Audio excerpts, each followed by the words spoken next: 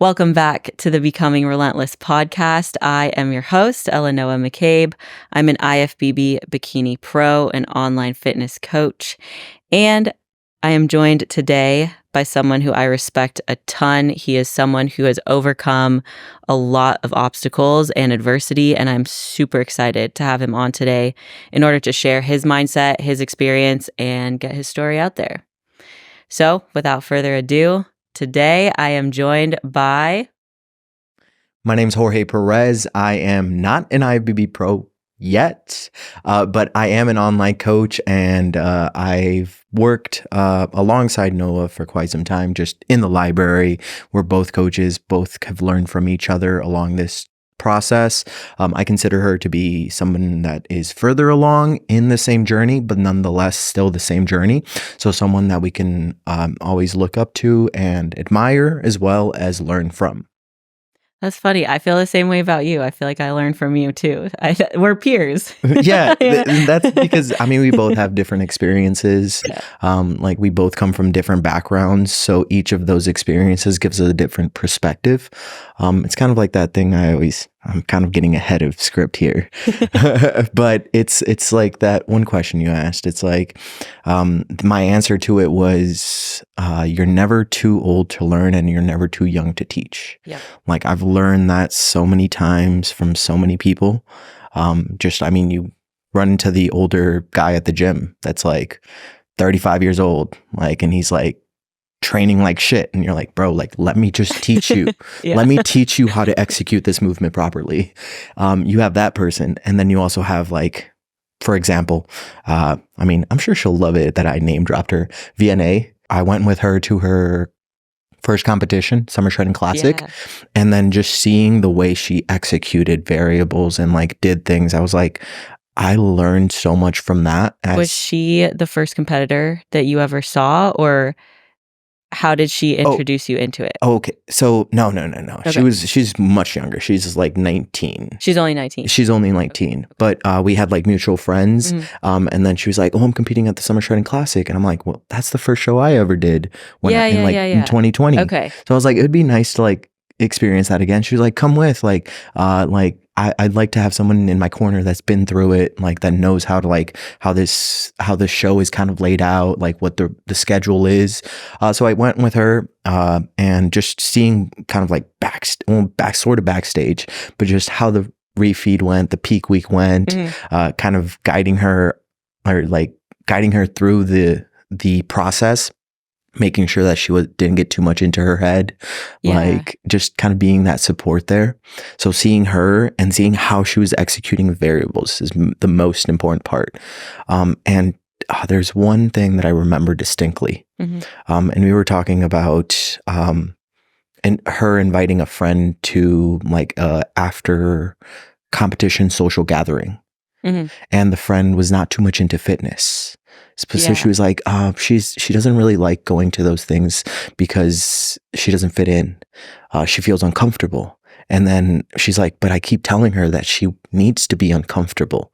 And then she just was so quick to identify it in other people, what they needed most, and how valuable discomfort was, that I was like, well, how are you so young and so wise? So you feel like you're able to learn from both the older guys at the gym, but then also there's young people in this industry 19 years old or younger, because there's a bikini pro I follow.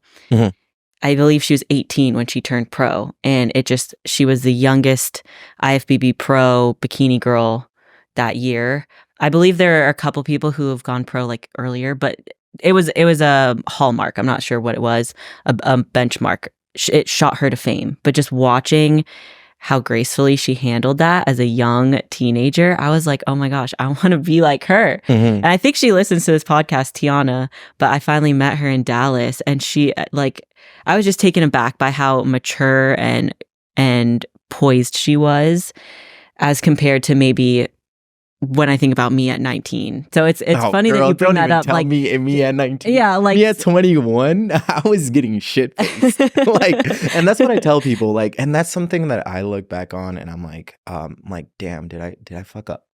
Like, did I fuck up the early stages of my life by one, like, this is complete, like, this is like my Eminem moment. Like, like Yeah. Eminem at the end of in like his like freestyle, he like shits on himself. So then that other people are like, what are you going to shit on now? So like, I had a full scholarship this college and I partied too hard and drank too much and didn't really have any alignment in my life. So I lost that all because of that academic and eligibility. So did you, looking back, did you feel like that was because you hadn't had that sort of freedom before? Do you know what? Absolutely. Yeah, So, absolutely. okay. I was definitely, I mean, my life is like a roller coaster of like achievement and like failure and achievement to failure. And I feel like all life is that. Like people, like we can always look at some person and be like, oh, they're successful, and be like, dude, like they might actually be in like a low right now. Like you don't know where their roller coaster's at. Oh yeah. But like I definitely, like all throughout high school, I was like the exemplary student. Like I was like, one, like I grew up in an impoverished background. So the fact that I was able to excel academically to the point that I got like a full scholarship, like that in of itself was like an achievement. And everyone was like, oh, like you're super smart. And like, I don't know how that kind of like fed into like my persona when like everyone's like, oh, like you're super accomplished and like you're going to do all these things. And then like you don't. But then after that, I got a lot of liberty. I got to experience a lot of things that I hadn't experienced before. Right. And that led me down a little rabbit hole of instant gratification. And then coming off of that, that's when bodybuilding came into my life. And that's when everything switched from instant gratification to delayed gratification. And for a period of time, I was very extreme with bodybuilding. Like I was the VNA at that time. Like I was like everything dialed in. Like I chose to eat chicken, ground beef, and like low calorie G Hughes barbecue sauce on purpose because I wanted to make it harder. Right. Like I just wanted to intentionally make everything harder to punish myself in a way for not having made it the other previous stage of my life more difficult. That's interesting. So you feel like coming into bodybuilding, you almost leaned into the more disciplined side of it. Like you went to that extreme. Because I think what's really common these days, like what I've heard from just the audience, like DMs, comments, and even my own athletes, when they come in, my goal is to always allow bodybuilding to become part of their lifestyle, but enhance it instead of taking away.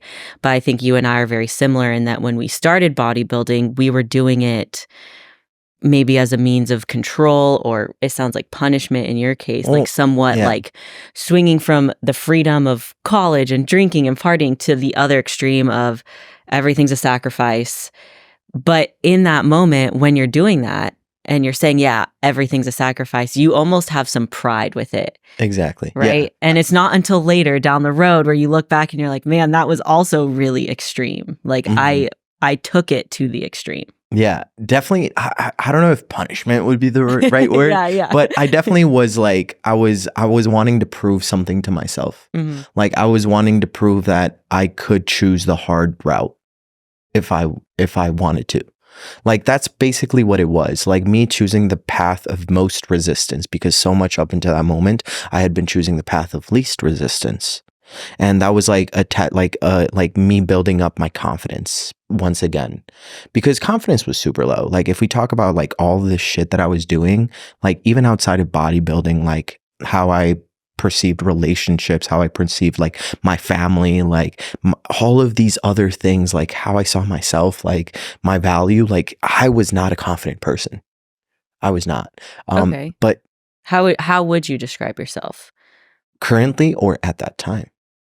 Looking back at that time, how would you have described yourself? At that time, I would have, the best way is just someone that lived for their own happiness and their own instant happiness.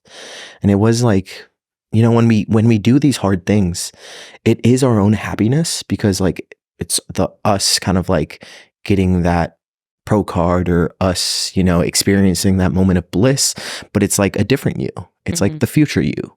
But at that time, it was like me, like me right now. Like, how can I make this person happy? Like, do some cocaine. Like, I'll do it. Like, it was like, go, like, Right. lead this person to believe that you have some good intentions with them, but just like sleep with them. Like, I was like, it was just not a person that I would want to go back to being. Everything I've done since is to like move away from that. But it's that experience, as we said, like, dude, like that experience now geared with the bodybuilding side, like it's created a different person. Yeah. Like that 19-year-old hasn't had that experience. So it's like, you know, their life is different. Like you can't really compare two things, two people in any way, shape, or form. But that's like my own unique thing. Yeah. That's what makes me at the end of the day. So back then, that's how you describe yourself. And then fast forward to now, how would you describe yourself differently? Like what is different? So one, the awareness of who I was, and two, the just seeing kind of like what I'm capable of actually doing when I align my vision with who I want to become. Yeah. Like once you get a glimpse of like, holy shit, like I did that. Like you're like, what can I not do in the future?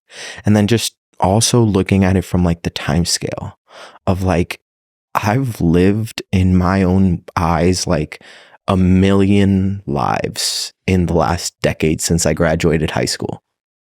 And it's 2024. I graduated high school in 2014. Squad.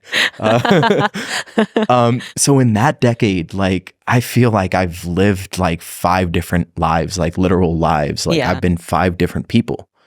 And that's fascinating to me because it's like, I'm 27. Like, who will I be at 37? Who will I be at 47, 57? It like makes you hopeful for life. Like whenever I feel down, I just think about like, dude, just think a decade from now. Who will you be? Like think a decade, think 5 years, think some longer time horizon from the one that that's currently bringing you worry. And that always helps me kind of like, fuck, like mortgages due. That's cool. It's cool. It's cool. I'll be good in 10 years. So when you think about like in 10 years, how do you prevent yourself then from living too much in the future or for the future?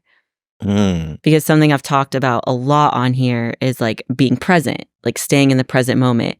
And it's something that I have also been, I guess, struggling with is not the right word, but I agree with you. Like looking back, even over the course of the last 6 months, I am a different person. Like I have changed in terms of my identities, what I believe, not like deep core beliefs, but more surface level, like people, things, places, like my beliefs in those ways have changed.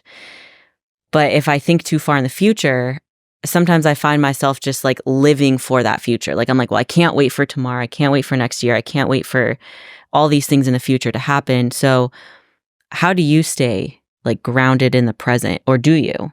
Like, do you struggle with that too? Present versus future? No, absolutely a struggle. Like I have this problem of like something good is coming up. I'm like, let's just make it till that good part comes up. Like, I'm like, last week we had a retreat with like my team. We went to Alpha Land. Like the whole week was like filled with work, but I'm like, just get to Friday, just get to Friday, just get to Friday. But it's like, so we struggle with it. Like everyone struggles with it. And it's good to be hopeful in a way. But it's like, to what degree are you? Like, are you sacrificing your present in hopes of that better future? Because if that's the case, then I feel like you don't really understand the value of the present, because the present is what builds the future you. So it's like back to that thing where I said, like, in order to become the IFBB pro, you must act like the IFBB pro today. Yeah. So that is, be present in the current actions of the IFBB pro with the intention that you will be the IFBB pro in the future. But that doesn't mean that you are not present in what you're currently doing. That doesn't mean that like you're thinking about the future you in the current training session. It's like, think about this training session. Like think about your muscle. Like also it's pretty easy to be present while you're training. Like, I'm not gonna lie. That's one of the easiest ways I can get present. Yeah, is during training. Like, yeah. there's you can't be anywhere else. You cannot be anywhere else when there's 5 plates on 10 plates on a hack squat. Like, there is nowhere else you can be but there. Yeah. So I mean, before this set, like, and that's something like whenever I'm scared of the set, like going into the set, like I stall the hell out of those sets. Like the top sets, I'm just like 2 minutes in, I'm just like. You know, how's everything? Like, I'm looking around, I'm trying to like make some time, but trying to find the right moment, but there never really is a right moment. Like, the best way to just get to the place where you want to get, which is presentness, is to just do the thing, which is work training, like in that aspect. But I mean, people do talk about like meditation and mindfulness and breath work. Those are all really good things. Like, definitely, like they work really well if implemented throughout your day. Have you ever done like a guided breathwork session? Oh yeah, just did your hands do the thing? So like, you're talking about like so the little like it's like a beta alanine kind of effect where like it's tingling. Oh girl, like let me talk about my. Can I? Yeah, go for it. I think this whole podcast is like talk about your experience. But so Justin starts with an O. Or an L, but he guides people through. Lovato? Yes. Yeah. He guides people through breathworks. And there was one, I did this at Lift ATX and I was just on their couch. But like it was a breathwork. So it was like deep breathing, deep inhales, deep exhales, followed by like, you know, rapid of those, followed by like no breath and just like letting that like hyperoxygenization kind of like sit through the system. And I remember kind of like towards the end of it, when it was like, you know, we're going to hold our breath for 60 seconds, like towards the last 10 seconds, I would always start like convulsing. Like my body would like want to like fight for air, but I'm also the kind of competitive person that's like, I'm going to make it till the end. I'm going to make it. Yeah. I'm going to make it. And I could feel myself like choking. And then when he was like, all right, now inhale, like everything would just like, there would be buzzing, there'd be tingling, like there'd be like little, like my eyes were closed. So there was like little like LSD type little spots, the light. Yeah. It was just, it was really hard to be anywhere else but there, especially with like the amount of heightened sense and awareness. Like your senses were going crazy internally, not externally. Exactly. Yeah. You're like so focused on your inner world. That's what I was going to say is like, I think a lot of us get distracted by the external. So when you do breath work like that, that's very focused on yourself and like internal, it gets really intense. Oh yeah. Very intense. I was not prepared. The last breath work I did was led by Nick and I was at home. Thank goodness. Like I was just chilling at home, but like he warned us, he was like, you're going to feel like tingly. Your hands are going to cramp up probably. Like if you're doing this right, like things are going to start happening and like, just don't freak out. Let it happen. Oh my gosh. I tried not to freak out, but it's like you said, you're just so heightened internally of what's happening that I was like, oh my gosh, my hands are going to be stuck this way. Like I was just like, this is it. It was a different sort of experience, but I'm getting more into it. I feel like meditation and breath work are definitely things that I'm going to implement more regularly. I haven't been very good about it. I think last year was more so like journaling and working through processing things from internal, external. And then now with like meditation and breath work, I feel like that's very much focused. You're focusing your energy on yourself internally. Yeah. So I'm kind of definitely. There's a whole bunch of like activities one can do for kind of like that kind of like that self-guiding. I don't really like, each one has its own application. Like journaling is definitely for like, you know, it might be best suited for this kind of like trauma or like this kind of like internal benefit. Breath or meditation for this type one, like breath work is like completely different. It's not just like regular breathing, guys. Like we breathe all the time. Or like box breathing. I tell my athletes to do like their box breathing to calm them. Yeah, it's more intense than box breathing. Yeah, so like very intense. He described it as like everyone tries to meditate, but like they have so much pent up energy inside of them that it's hard. Like it's almost like trying to quiet some voices while everything's shouting. And it's like, okay, like try this. And it's like, it's a more chaotic version of it, but like chaos that's ensued by like calmness. So like, it's like, okay, maybe one doesn't work for you, but try the other one. Or maybe certain stages of seasons of life merit one more than the other.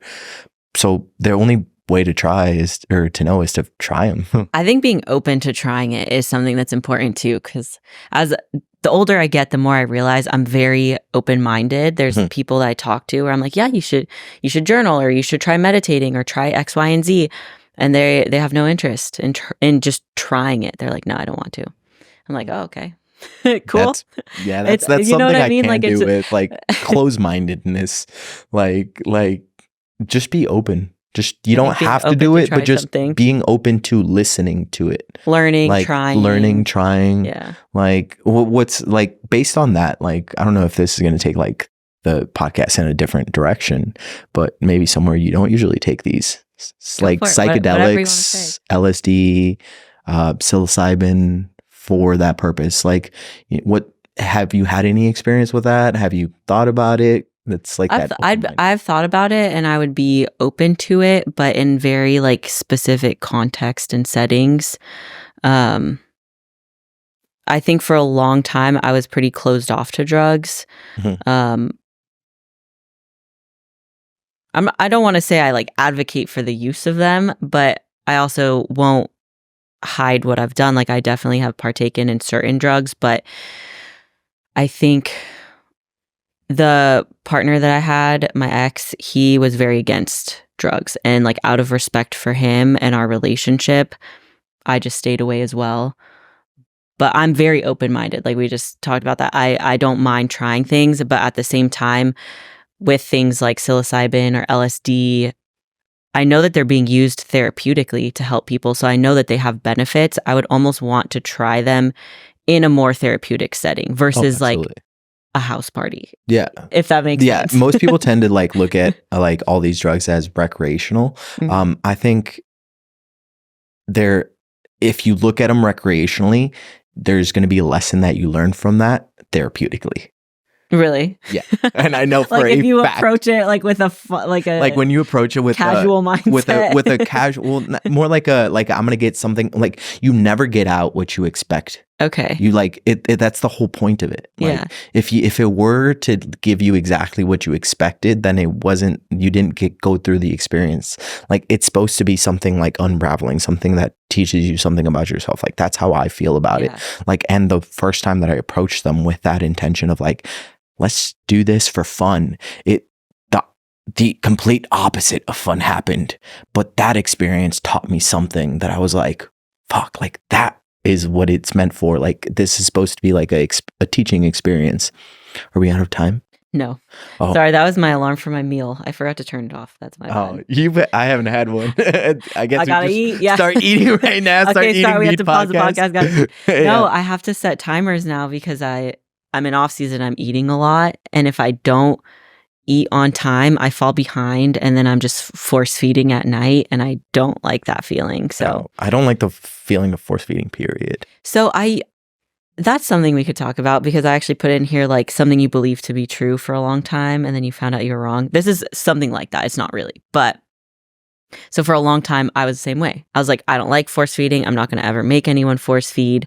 Like, listen to your hunger signals, XYZ. But what I've learned is, especially with a lot of the new athletes that come on and they're starting in bodybuilding, their hunger signals are not upregulated yet. Like, they're not really that hungry throughout the day because they don't really eat enough, and they've always been that way. So I don't feel like you can trust your hunger signaling when you're first getting into it. For some people, not everybody. Obviously, I'm not saying this is like an all or nothing, but I've found a lot of the new athletes I get are like, oh, well, I'm just really full. I don't want to eat. And I'm like, how much did you eat today? Oh, my first 2 meals. Like, you have 5 meals. You only ate 2. Oh, hell, like, girl, if I ever got like at that point, you have to, you can't wait for yourself to be hungry. You can't wait for the hunger. Set the timers and teach yourself to eat, because what happens with that, what I've learned is that if they give that a chance, their hunger upregulates. And then a month later, they're like, actually, I think I need more food. Like, this is the most I've eaten in my whole life, but I'm hungry. I was like, yes, because you're fueling your body properly for training, for performance, for just living. So I've kind of found it's not that I force feed, but I tell them, set your timers and just eat those meals at the times. Obviously, if you get full during the meal, like, you can stop, you can pause. You don't have to make yourself sick over it, but get those meals in at those times as much as you can. And I promise you, your hunger will follow. Oh, Like your body's smart. Your body adapts. Your body will want those meals. you said it. The body adapts. It does. Like expose it to the stress that you want it to adapt to. So like, and even like eating more food than typical is in some way inherently a stress. Like being hyperglycemic, like high blood sugar for extended periods of time throughout your day is not like the best thing for the body. And that's kind of like why bodybuilding isn't like the healthiest sport, because like, you know, constantly like the meal frequency as well as like boluses of food, that isn't what we're like adapted for. It's for a very specific purpose, to grow. Yeah. Like you have to keep in mind it's to grow. It's not to be healthy. Like if there is a triangle, like I think like this is the best way that it was simplified. This is not my idea, but there's a triangle. Like there's like aesthetics, there's health, and then there's performance. Like bodybuilding kind of shifts between all three, and it depends on what phase you're in that you're moving towards one. And the more extreme you move towards one, the more you move away from the others. So it's like when you're lean, your performance is shit and your health markers are trash. But like when you're eating a lot in your off season, like your aesthetics, you're pretty high body fat, your health, like you're definitely like eating a lot more, you're force feeding in a way, but you're strong as hell. So it's like, okay, you're kind of moving through this little diagram between all these different ones. Yeah. Yeah. So in terms of like the force feeding aspect, I've been through like the actual like force feeding. Like I would definitely call it that, because I would puke. Like there was like, not all the time, but there was like some meals where, well, everyone kind of can kind of associate to this to some degree, but I get mad at my food. I'd get like grunt at my food before I took another bite. And like, this was normal routine. Yeah. Like this was normal. But like like the adaptation concept, it's like in the same way that your body adapts to less food, it can adapt to more food. Yep. It's all about like the imposed stimulus that you bring upon it. And the body will create mechanisms for this. Will it upregulate production of enzymes to kind of properly break down these foods better? Possibly, probably. Yeah. Like all these things happen within the body just because it knows that shit was hard. So it tries to make it less hard next time, but you have to make it hard to begin with. Yeah. Something I heard recently was talking about how our bodies are always perfect. And when I first read that, I was like, what? And it kind of dived into your body is constantly taking in what you're giving it, stimuli. And its main job is to remain like balanced and like keep you alive, keep you functioning. And so in doing that, your body is perfect. And it's only our perception that maybe makes us think otherwise. And just wrapping my head around that concept has been really helpful, especially in like an off-season phase or a phase where there's high adaptations. Like I'm asking my body to eat more food, lift more weights at the gym, like just asking a lot of it. And of course, the way that it looks, like that has shifted from like being in prep for so long to now being deep in off season. But just kind of reminding myself that like, hey, my body's perfect. Like even just thinking that does something in helping me surrender and like accept to the phase I'm in and like realize this is what I'm doing. It's for a purpose. And like you were talking about the different markers, like maybe I'm just in a different area of that triangle right now. So reminding myself of that has been really helpful. Yeah. Like there's a really good book I read. Like, you know how like everything in life happens for you, not to you. So like I've read like many books. Something I didn't used to do. That's me choosing the hard path.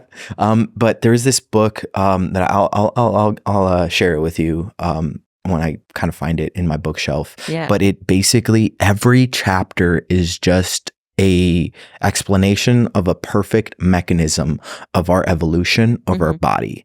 Like it literally stands to prove that we are 1/quintillionth of a possibility that exists, that actually manifested into existence. Right. And like it doesn't just like talk about it like voodoo, kind of like, oh, you're perfect and like this is why you're perfect. It's like science. It's like the actual, like, it talks about like the molecular mass of water and how if that would have been different in any ways, we wouldn't be able to like have all these processes. And it talks about like proteins and how like proteins have like primary, secondary, tertiary like characteristics. So like primary, like it's like, okay, what amino acid is it? What sequence is it in? And not only that, but like how is it shaped within a 3D formula with like little divergence in that, and you have like insulin, but then you have a completely different like molecule that wouldn't satisfy its purpose. Yeah. So it's like, you're perfect.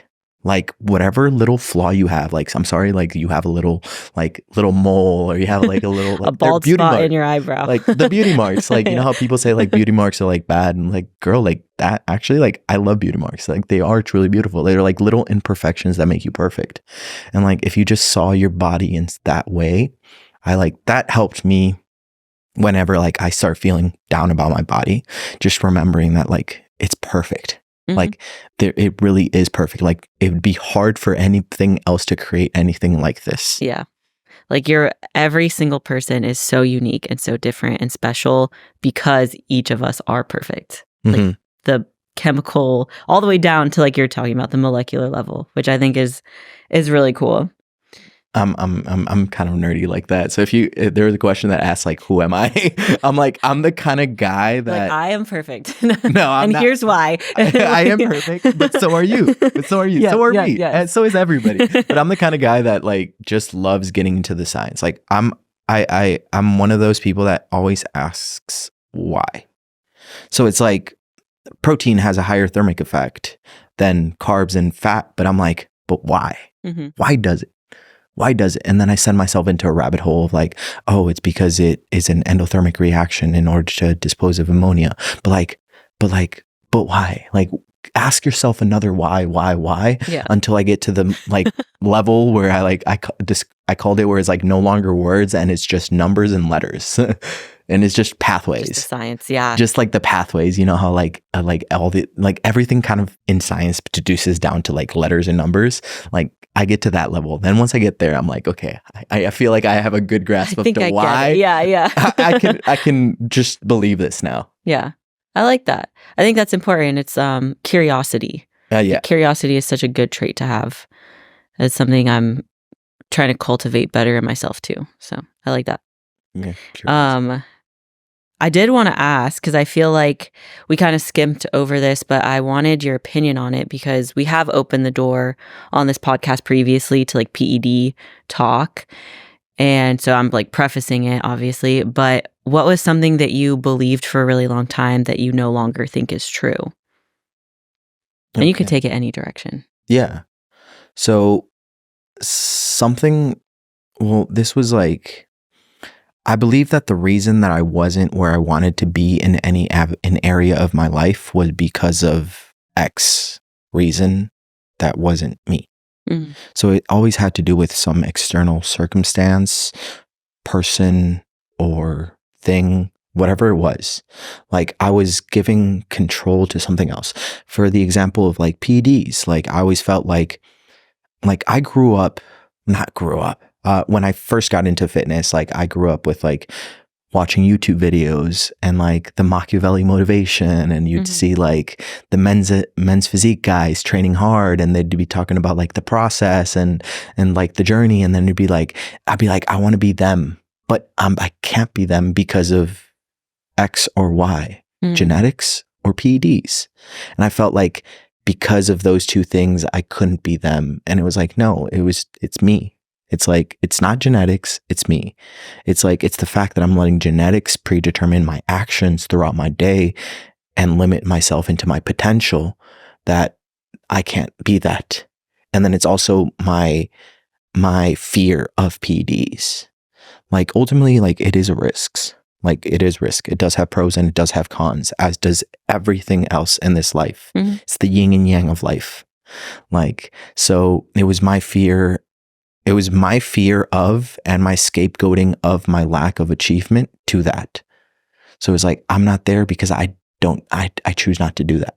I was like, well, guess what? they didn't care because they felt like they wanted to do something beyond them. So that's what they did end up doing. Yeah. And that's what they wanted to. And then when I got to that part right there, and I was like, you know what, like at the end of my life, like would I want to have achieved something like that?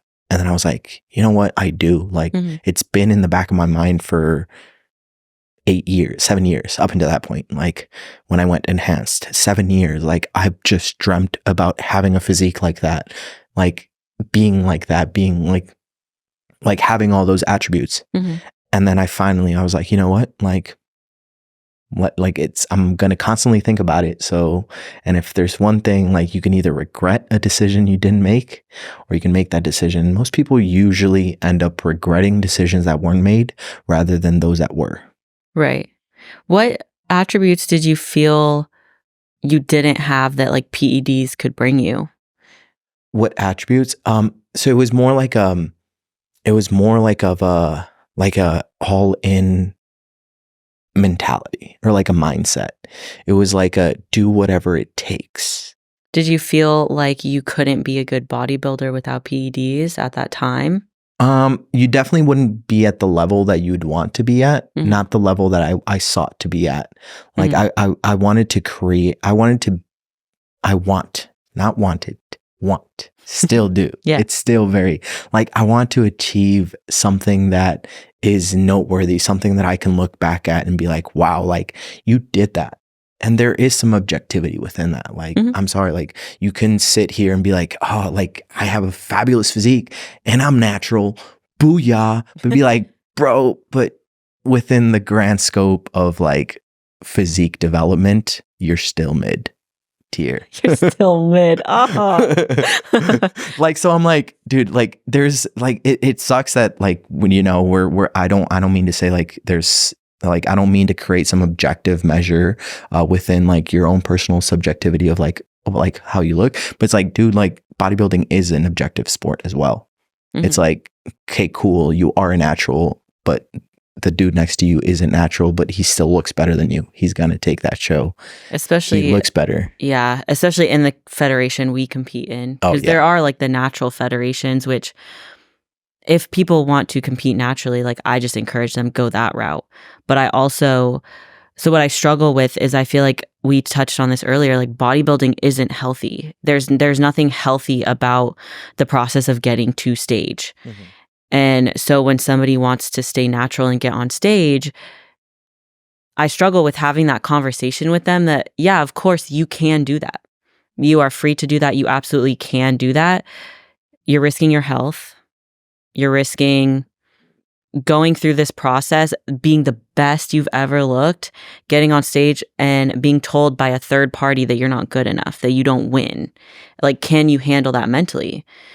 And it's not that like natural versus unnatural, like the mindset changes at all, but it's just really difficult to have those conversations with people that you're about to go through like a 30-week long prep. You'll be natural, you'll step on stage and you might lose. And I don't want you to look back and think, well, what if I would have done this differently? Yeah. But of course, there's the flip side, right? Because it is their choice and it's my responsibility, your responsibility as a coach to like educate them and inform them on the risks, because like you said, there are risks. And so it's everybody's choice. I just really struggle with, is natural bodybuilding actually that healthy? Is it worse than enhanced bodybuilding? And where's the line? Is that up to me to decide, or is it whatever the client wants? Yeah. So definitely with the what if, like that is the guiding factor here. Like, what if, like I do all the, you could do all the things necessary excluding the PEDs, but then at the end of like a decade of bodybuilding and like you've achieved, you know, like you've gotten the pro card natural, you're like what if I would have gone enhanced, and what if I could have stepped on an Olympia stage?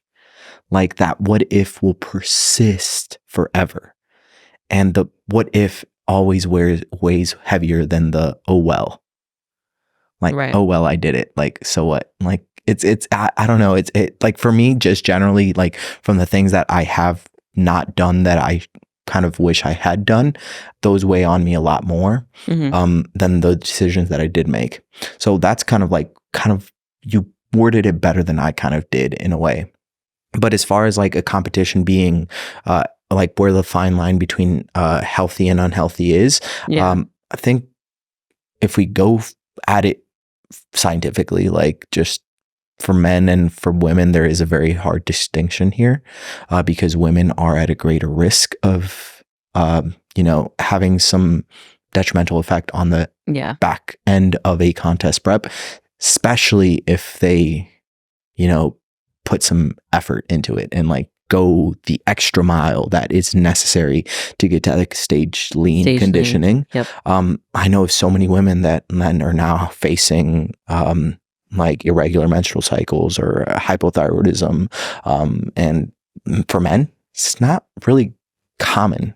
Like it's like men's bodies are typically more resilient hormonally than female bodies. So there's that distinction there. And then for men as well, like there is that aspect you talked about, like you make it to the end of the prep and then you're just going to get kind of like squashed by the dude that's on stage that did go enhanced. It's like, are you okay? Are you aware enough to create that distinction that you couldn't be like that because of something else external? Right. Like, are you self-assured enough to give yourself the confidence that you didn't fail, that you succeeded? You have to have those tough conversations with those individuals.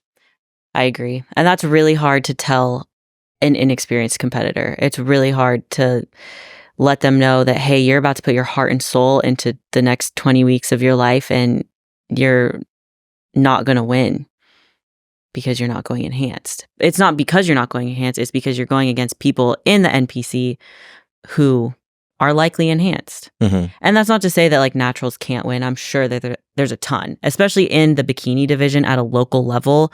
I think it is more common to be natural, but as you develop in the sport, as you get up in the ranks, it's way less common.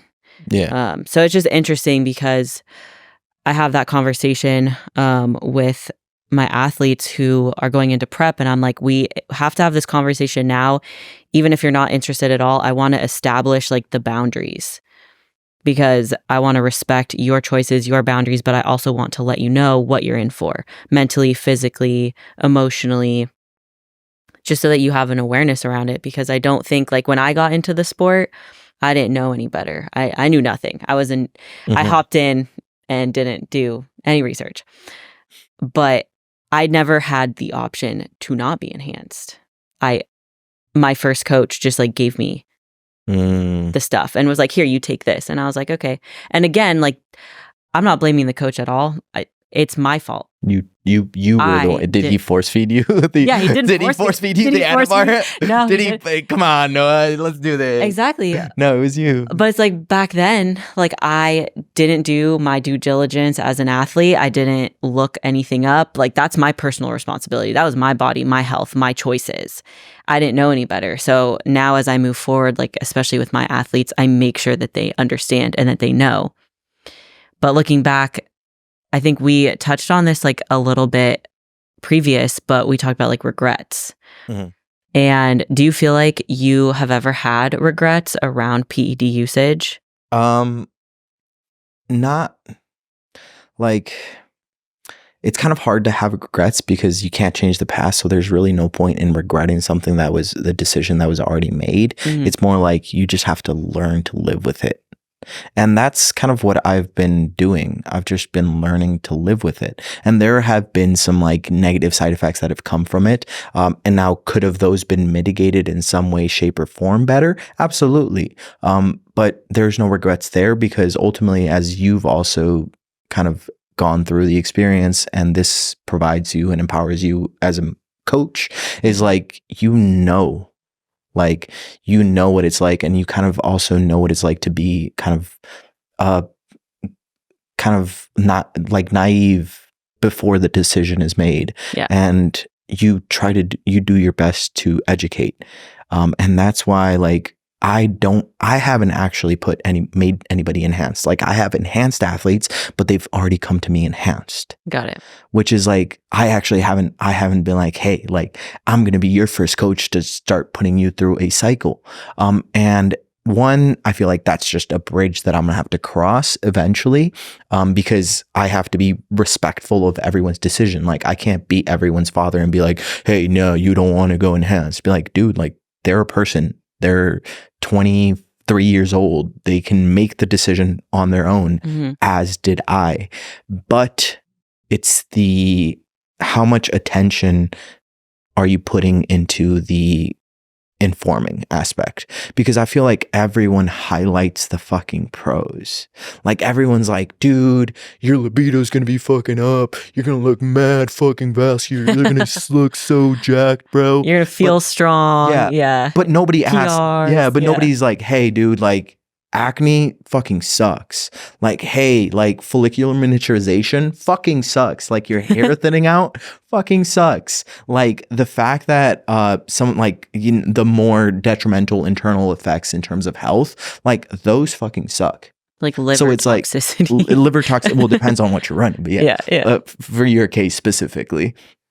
But all these things, like, they fucking suck. But everyone is just like so quick to like brush it under that I'm just like, dude, I'm just gonna present to you how it is. There's both sides, and I feel like that's what we've been talking about this whole podcast, is like the yin yang of life. There's like pros and cons to PED use, and of course there's smart use versus like abusive PEDs, but there's always risks. I agree with you. I think that a lot of the time, especially in bodybuilding, it's just the pros that are highlighted, especially like in a contest prep. You just get told like, oh, your recovery is going to be much faster. You won't get sore. You're going to hit PRs. Like, we're going to build up this muscle group, XYZ. And it's like, okay, but what about all the negatives? What if I don't want my voice to drop any lower? What if I don't want a square jaw? I already have a sharp jawline. Like, I'm not trying to change my jaw. And like the hair growth, like, even the hair on your like arms and legs, like for women, like it starts growing faster and darker. It's like, if you don't want those things, that's perfectly within your rights to say, I don't want those things. Yeah. And just knowing that that's what could happen, that's what you need to look out for. Just knowing that it's a choice instead of look at all these pros and just ignore all the cons. Just ignore that stuff. Yeah, that's definitely something that, as I'm going through and I'm experiencing these things, and that's why like I can't confidently say like this has been a good or a bad decision, nor do I also think that there are good or bad decisions. Like, I don't think that, like, first off, like, a decision being good or bad only is in reference to the point of time in which you're looking back at it from. And there's like the Chinese parable, the Chinese farmer parable in description of this. You guys can look that one up. But it's just like, there really is no good or bad decision. There's just decisions that were made, and it's like, what are you going to use? How are you going to use that decision to, you know, provide some form of value to others in some way, like positive, hopefully. And that's kind of how I see it as well. It's like, I made that decision. Like, could I have made that decision later? Could I have not made that decision at all? Maybe, who fucking knows? But I'm just going to walk with my best intention forward and educate as best as I can with both the good and the bad that I've seen come from this. Yeah. So, and then where this path leads me, like, do I go on a PCT after this? And I'm like, you know what? Like, I actually don't want to like poke myself in the ass every 4 days. Like, maybe I do a PCT and I forget about this. Yeah. Or maybe I'm like, you know what? Like, the job is not finished yet. And I'm like, you know what? Like, let's go at it one more time healthfully towards the goal that I've set out for myself. And then maybe there's another goal after that. Who fucking knows what the future is going to bring? Like, I don't know. We've like, full circled back. And that's what makes it exciting. It's 10 like, years in the future, you have no idea who you'll be or what the goal will be. Yeah, exactly. Like 10 years from now, I have no idea. Like, maybe I'll be a like yoked ass IBB pro. Maybe I'll just be like this Zen dude, like Connor Murphy. You know Connor Murphy? Connor Murphy. Yeah, he was like this like big influencer. He was like, that's who I actually started watching. That's what got me into this, because like I was an ugly duckling. Not gonna lie about it. I'm gonna be real. I was an ugly duckling. So when you see this dude that's like shredded abs, and he's like, what color's my shirt? And he's got a little like red part. And she's like, red. He's like, nah, abs. You're just like, whoa. That's dope. That guy, yeah, he has Riz. I want to be, Yeah. Riz. So that's kind of like what I like. That when I first started getting into like fitness, that's what I was watching.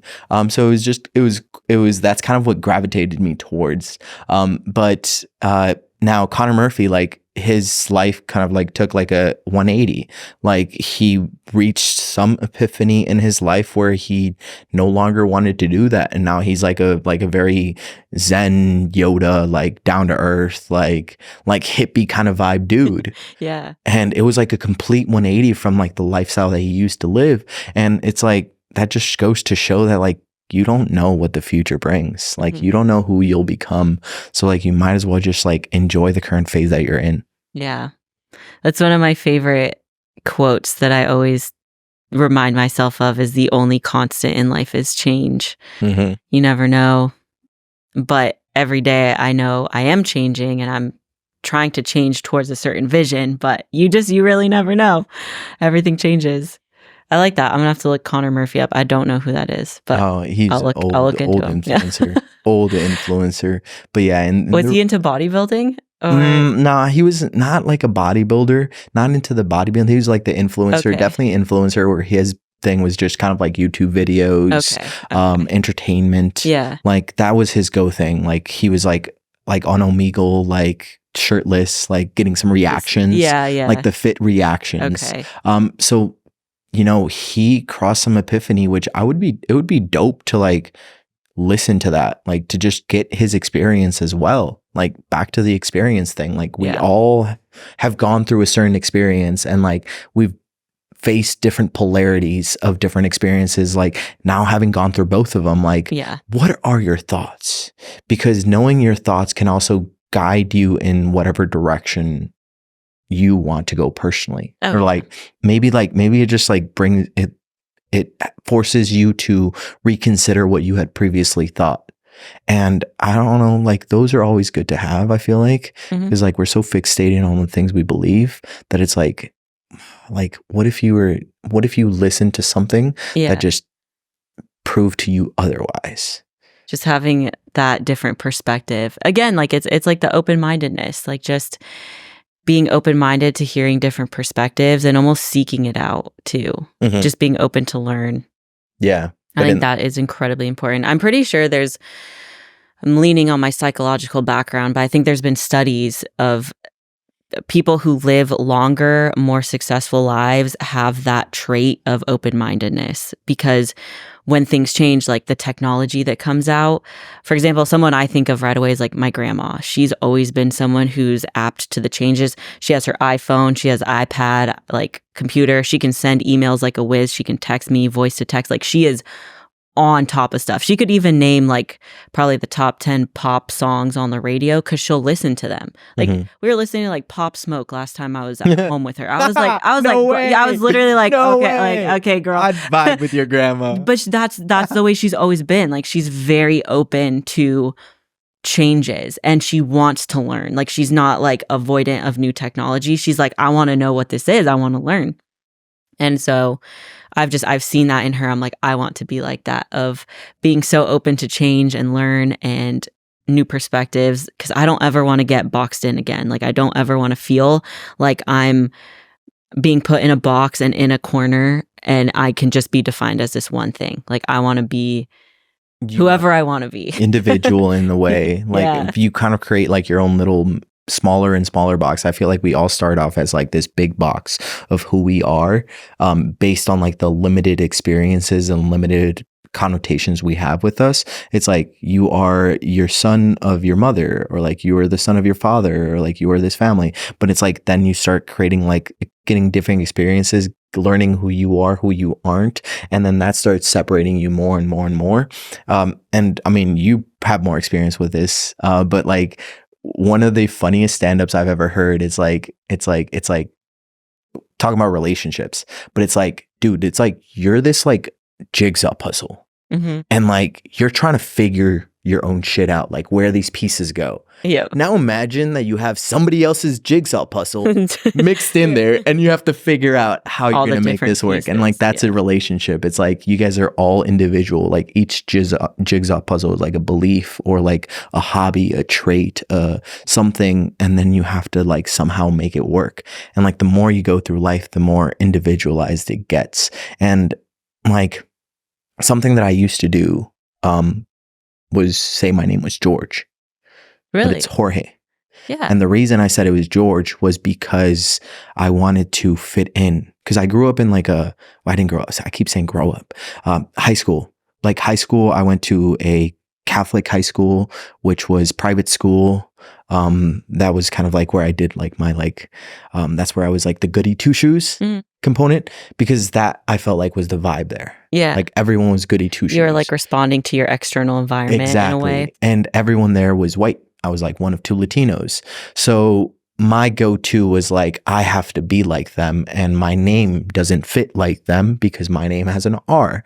They can't pronounce R's. It's Spanish. They can't pronounce this. So I was like, my name is George. My name is George. And forever I felt like that made me less than, or it made me less significant, less important. I don't know. I kind of held it as a crutch. But then after that, I realized that like, it's fucking cool as fuck that I'm like a Mexican bodybuilder. Like, not only am I a bodybuilder, but like I'm a Mexican bodybuilder. Like, you don't see bodybuilders often, much less a Mexican bodybuilder. And now you have a bodybuilder that's Mexican that's also a fucking nerd for science, like that loves like all these little quirky things about yourself. Like, that is like, the more you love those little quirky things about yourself, like, and the more you just accept that like that is you, and you should not be like at all deterred because of that, because it may not fit in with other people. Like that, then you start feeling more fulfilled and more accepting of who you are. I like that a lot. I feel like our names are such a big part of our identities. And I've had that too, because obviously like my name's Noa, but I go by Noah because I thought it was easier for most people, because they look at my name. I don't know why, but most people mispronounce my name. So I had that for a long time too. I would just say like, oh, my name's Noah. And it's like, of course I still go by Noah, like across all platforms and whatever else, but my name is actually Noa. And I've found that there's a lot of power in just owning that. And a lot of the time the feedback is like, oh, wow, that's so different. That's so unique. Like, that's so beautiful. I've never heard of that before. And so I think it makes me special, and I'm trying to lean into that more. So doesn't it make you feel good when like you hear that's so different? Like, it used to feel like, oh, is it different? Like, how is it different? Like, is it good kind of different? But now I'm like, it's different. Like, it's fucking it's good. Different. It's yeah, good. yeah. It's different. It's not basic. It's not mid. Exactly. No, I agree. I think that's so funny. Yeah. That's the language component. I mean, there's also a few other things that I've kind of like sheltered out from my youth that now I feel like make me a stronger individual or a unique individual. Like, I used to like be embarrassed of the fact that I was like first generation immigrant. Like, be embarrassed of the fact that like wetback, like that shit's me.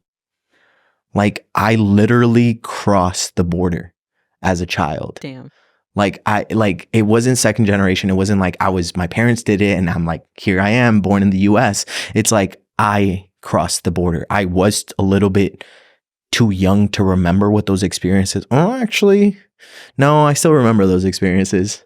But it's like, that's fascinating as well, because the American dream, like something that people always considered, like people always associate the American dream to have already like kind of like dissipated in a way, because like, you know, like now everyone's kind of like more second generation. Like, now the American dream, like the dreamers, like that's still present. Like, we're still here and we're still trying to figure this shit out. Like, we're still trying to find out how we can contribute to the society. And this opportunity also is a good reminder of like how amazing it is. Cause like, dude, like if I think about it, like I went back to Mexico like 2 years ago for summer, and I was like visiting my grandmother, and she just got electricity like 2 years ago. Like she just got running water. Yeah. Like her house is made out of clay and like like one of those like metal like kind of wavy tin like tops. Mm-hmm. Like that is where I would have grown up. Like it's crazy to think about like one decision my mother made at some point in her life created this like huge schism as to where I currently am. Yeah. And now the fact that I and that's why I take bodybuilding to be so like whenever I feel really down, I'm like, dude, you're blessed. Like here you are complaining that you're eating too much and you can't get this food down when you might have been on the opposite side where you would have been like, you wouldn't have had a choice. Wouldn't have had a choice. Like fucking tortillas and beans is all you eat, my boy. Yeah. like now it helps me ground myself with how blessed life has been for me, even when it doesn't feel that way. It's like little things that like you don't really talk about, but you forget. Like I had forgotten almost that because I've been living in the US so long. I love that. I think it's a really good reminder to everybody. Honestly, bodybuilding is such a privilege. It's such a beautiful choice that we have that we can't even bodybuild, because choosing to limit our food, choosing to bulk, going to gyms, like all of that requires having your basic needs already met. And around the world, not everybody has that. So I think it's a beautiful reminder. I always try and instill that like within myself and my athletes as well, that like, hey, this is a choice that we're making to do this, and you don't have to. Like you don't have to do a prep, you don't have to do a bulk, you don't have to build muscle and eat to build muscle. You should, because it's good for you. Like those two things, eating well and building muscle, those are really good for you. But if you're dragging yourself to the gym and you truly don't want to do it, don't burn out, don't force it. Like just take a step back and maybe reframe, get some perspective, and realize that you are really blessed to be able to do those things at all. I always turn back to like myself too. I don't know if I've done this in a while actually, but I used to put like 3 things I'm grateful for on my story on Instagram like every week. And whenever I was having like a hard week, I would always revert back to like really basic things. Like I'm grateful I have legs, because not everybody has legs. Like that is truly like, what would I do without my legs? Yeah. I don't know. My life would be completely different. And it just like snaps you out of wherever you're at. If you're down, you're just like, damn, I have lungs that can breathe air. Like that's a blessing. And so I always like hearing stories like yours, because it does reframe it. Like we're so lucky to be here where we're at right now. Yeah, I'm lucky within that myself. Like trust me, like I didn't have to go through I was too young to go through those experiences. Like I was almost like cradled through those experiences, but I still got to experience the experiences, so I know and I can conceive of both ends of the spectrum of where it could have been, but also within the grounding aspect. So it's not enough to just say like I've noticed that it's not enough, and like the deeper you get into what you're grateful for, the more it works. So like your legs, it's like I know we all sit in there, I'm grateful for my legs, and then move on. Like I'm grateful for my house. Be like, no, like actually sit with it. Like feel the feeling. Feel like what it would feel like to not walk. Like think about all the things you wouldn't be able to do, and put yourself through the process of not doing or going through those things without your legs. Like the longer you sit in it, like if you aren't feeling grateful at the end of it, is because you haven't sat with it long enough. Like trust me, eventually, like when you get to the point where like you can't even wipe your own ass, you'll be like, damn, I'm really grateful I have a right arm. Like I'm blessed, bro. Like you so bring just yourself sit with to it tears. more. Yeah, sit with it more. And it's cool hearing you talk about it, because I used to do the same thing. Like I used to do the same thing, and I'm like, wait, like it's also within that, like another point is like, take it deeper. If you aren't feeling grateful, take it deeper. Live what it would truly be like without that thing that you're grateful for, and then it'll reframe you quick. Yeah, I like that point. It's not just listing the things. Anyone can sit down and list things and almost treat it like a checkbox, but you really need to feel into it and really go deeper. Yeah, That's the feeling component. So it has been an hour, which is crazy. Damn, we've talked a lot. I really like having podcasts like this where we just flow through and I get to hear your experiences. So I'm going to ask you one last question. Mhm. How have you become relentless? So, how I've become relentless? I've become relentless because I've been intentional with the things that I've done up until this point. So, intentional in the sense that I do them with the notion of like, what would my future self consider to be the most life worthy story? So like at the end of my life, like I think about it like a story. It's like, what would create the dopest fucking story at the end of the day? Like, and I'm not the first one to talk about it this way, but it's truly how I see it. Like if this is a journey, like, and there's only one, like that in of itself is a scary ass fucking thought. Like if you think about like, dude, like this is it. Like you'll never be 27 again. Like just be more intentional with when you're 27. Be more intentional when you're 21, when you're 35. It doesn't matter where along the journey you are. You're never too late to just make the story more exciting for the day in which somebody asks you about your life. And you know, yeah, so being relentless has just been creating the craziest story I can. You're relentless in creating your crazy story. Yeah. I like that. I like that a lot. That's funny. How can I make my story the most exciting? Yeah. Cool. Usually it's the hardest things to do. Mhm. It's the decisions things- that scare you, that Yep. frighten you, the ones that have the least amount of clarity, least amount of certainty at the end. Those are usually the best ones to take. I like that. Well, you have dropped a lot of knowledge on this podcast. Is there anything that you would like to share with the listeners or anything I didn't ask you about that you'd like to say right now? Well, yes, but there's too much.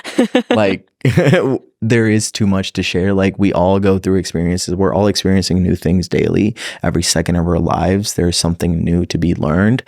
So if you do kind of vibe with the way that I've lived my life or kind of like some of the experiences that I do have, then follow along to the journey that's to come after this and what those new evolutions of me are going to be. Because as I said, like there's change. So maybe if you next time you tune in, like it'll be a different version of me. Probably my hair will be gone, but that's a different version of you. I love that. All right, you got to buzz your head next time. The I'm PEDs kidding. will do that. The follicular Oh my God. miniaturization. There we go. Amazing. Well, thank you so much for being here.